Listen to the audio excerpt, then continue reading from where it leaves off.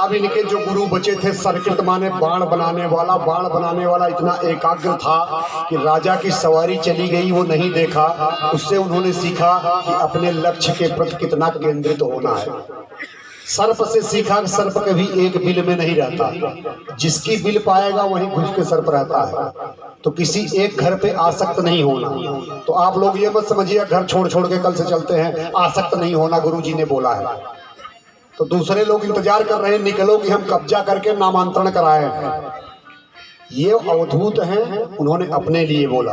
हम लोगों के लिए ये ज्ञान है कि घर बनाना है, रहना है, आसक्ति नहीं होनी है, इस घर के बिना नहीं रह सकते। कहने का भाव इतना है। ऊर्ण नाभि माने मकड़ी। मकड़ी से क्या सीखा कि तंतु खुद निकालती है, जाला बुनती है, घूमती है, रमती है, फिरती है और अंत में उसी तंतु को अपने में समेट लेती है।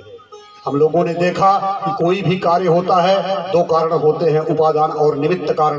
दो उदाहरण ऐसे हैं जिसका उपादान और निमित्त कारण एक ही है।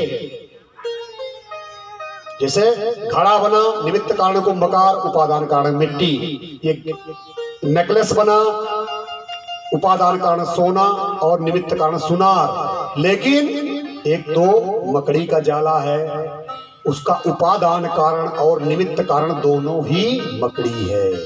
और दूसरा यह जगत है, जगत का उपादान कारण और निमित्त कारण जो दोनों ही जगदीश है। अगला है उसका सपेश कहते हैं। एक भृंगी कीट होता है, भृंगी कीट। वो जब किसी दूसरे कीड़े को पकड़ करके लाता है तो अपने निवास स्थान में बंद कर देता है। उसके भय से दूसरा वाला कीड़ा इसके जैसा रूप धारण कर लेता है। तो कहने का भाव यह है कि जिस चीज में हम अपने मन को लगा देते हैं हम उसी रूप को धारण कर लेते हैं। इस प्रकार से यह 24 गुरुओं का वृत्तांत बताया गया और राजा यदु यह वृत्तांत को सुन करके प्रसन्न होते हैं और भगवान की भक्ति में लीन होकर के मुक्त हो जाते हैं। वृत्तांत तो बहुत बड़े हैं, कौन छोड़ूं कौन सुनाऊं, लेकिन जो जल्दी जल्दी संभव है 15 मिनट में आपको बता देते हैं। आगे उद्धव जी कहते हैं, उद्धव जी भगवान से कहते हैं कि आपने समझा कर बताया। ज्ञान के बारे में भगवान बताते हैं, ज्ञान किसे कहते हैं। आपको बताया ना कि ज्ञानी कौन है, जो ब्रह्म को जानता है। ब्रह्म क्या है, जो निर्गुण निर्विशेष निराकार रूप है, वो ब्रह्म है। योगी कौन है, जो परमात्मा को जानता है। परमात्मा क्या है, जो सगुण निराकार होता है। भक्त कौन है, जो भगवान को जानता है। भगवान क्या होता है कि जो सगुण साकार होकर के धरा पे अवतरित होता है। तो अब कहते हैं उद्धव जी कि आपने बताया ज्ञान का होता है, भक्ति भी बताइए। तो भगवान कहते हैं भक्ति योग पुरा एव उक्त। भक्ति योग तो मैंने तुमको पुनः बता चुका हूँ, एक बार पुनः बताता हूँ कि भक्ति का प्रारंभ होता है श्रद्धा से और श्रद्धा मिलती है महापुरुषों की सेवा से। तो जब भगवत कथा श्रवण का अवसर मिलता है तो हम लोगों को क्या फायदा होता है, श्रद्धा आती है और श्रद्धा आती है तो भगवत कथा में रति होती है और रति होती है तो हमारी भक्ति का श्रेष्ठ भक्ति का प्राकट्य होता है, जिसको बोलते हैं नैष्ठिकी भक्ति। और कहा गया है कायेन वाचा मनसेन्द्रियर्वा। पूर्व कथित भागवत धर्म के अनुसार जो कुछ प्राप्त होता है, जो कुछ तुम करते हो, सब का सब जो नैष्ठिकी भक्ति प्राप्त हुई हो, ये बताती है कि भगवान को अर्पित कर दो। इसके बाद भगवान ने धर्म ज्ञान और वैराग्य को एक श्लोक में बताया। धर्म की परिभाषा, ज्ञान की परिभाषा और वैराग्य की परिभाषा क्या कहते हैं। धर्मो मद्भक्ति प्रोक्तो ज्ञानम चैकात्म दर्शनम गुणेश्व संगे वैराग्यस्य मैश्वर्यचारिमादयः। धर्म क्या है, भगवान कहते हैं कि धर्म वही है जो हृदय में मेरी भक्ति उत्पन्न कर दे, उसी को धर्म कहते हैं। वह मार्ग या वह कार्य जो हृदय में भगवान की भक्ति उत्पन्न करता है उसको धर्म कहते हैं। ज्ञान क्या है, भूत मात्र में एक ही आत्मा का व्याप्त होना, यह दर्शन ज्ञान है। समस्त भूतों में एक ही आत्मा दिख रही है, उसको कहते हैं ज्ञान। वैराग्य क्या है, प्रकृति के गुणों से असंगता ही वैराग्य है। प्रकृति के गुणों से असंग होना। प्रकृति में कौन कौन से गुण हैं, सत्व गुण, रजस गुण, तमस गुण।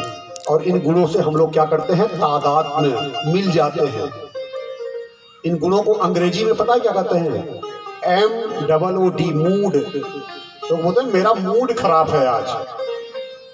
कोई बोलेगा इसका मूड ठीक नहीं लग रहा है। ये मूड क्या है?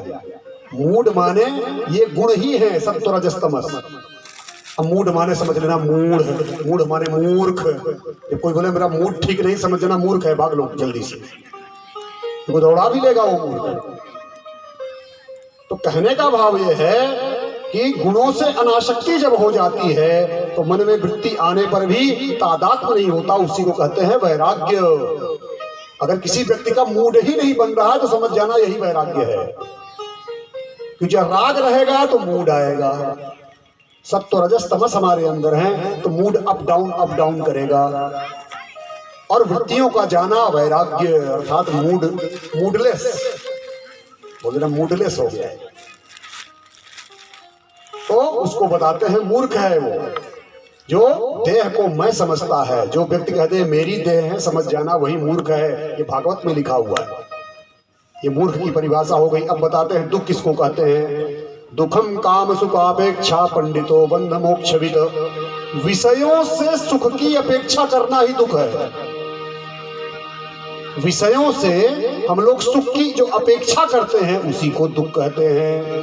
दरिद्र कौन है, गरीब कौन है? तो कहा गया दरिद्रो यत् असंतुष्ट। दरिद्र व्यक्ति वह है जो हमेशा असंतुष्ट रहता है।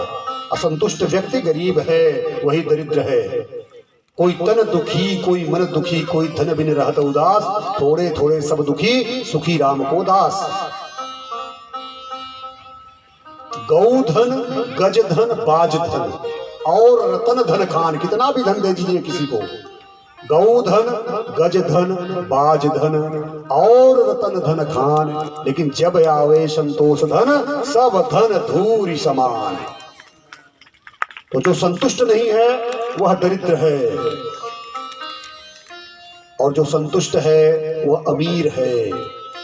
ईश्वर कौन है? ईश्वर की परिभाषा कही गई है गुणेश्व शक्त धीरीशो, जो प्रकृति के गुणों से नितांत अनासक्त है।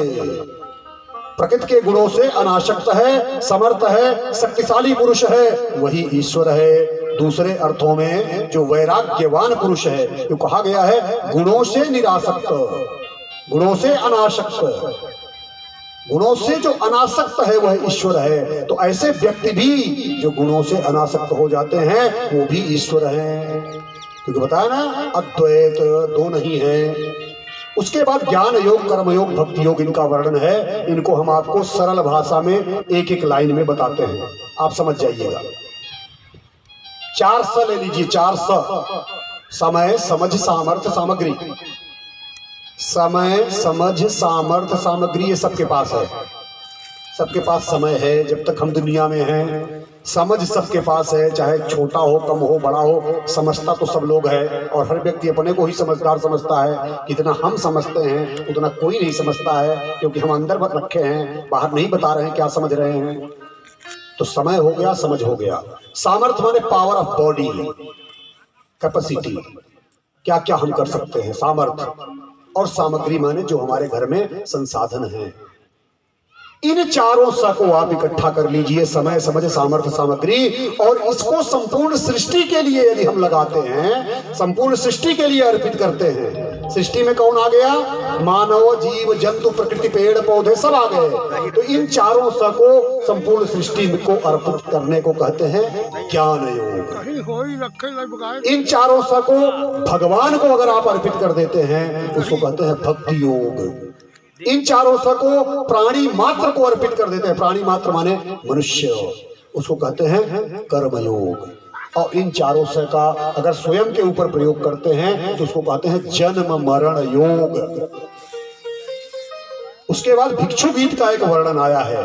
गोपी गीत, वेणु गीत, पिंगला गीत, इतना हमने नाम सुना। अब है भिक्षु गीत। एक ब्राह्मण है, वो बहुत धन का संचय करके रखते थे कि इतना धन का संचय कि जान जाए लेकिन दमड़ी न जाए, चमड़ी चली जाए लेकिन दमड़ी न जाए। और धन का संचय करते थे, ना भोगते थे, ना किसी को देते थे। तो लोगों ने क्या किया, उनका धन लूटना शुरू कर दिया, छीनना शुरू कर दिया। अंत में वो क्या हो गया, दरिद्र हो गया। और जब दरिद्र हो गया, धन का उपयोग न उन्होंने धर्म के लिए किया, न भोग के लिए किया, उनकी स्थिति क्या हो गई, बुरी स्थिति हो गई। कोई नहीं पूछ रहा था, भगवान की ऐसी कृपा। क्योंकि देखिए जिसके ऊपर जो होता है, आज आप भक्त हैं, अच्छे श्रोता हैं, मैं रोज बोल रहा हूं इस व्यास मंच से, ये भगवान की कृपा है आपके ऊपर। क्योंकि बिना हरि कृपा मिले ही नहीं सकता, बिना उनके कृपा के कुछ हो ही नहीं सकता, पत्ता भी नहीं हिलेगा। तो भगवान की कृपा ऐसी हुई इस ब्राह्मण पे कि उसके अंदर भक्त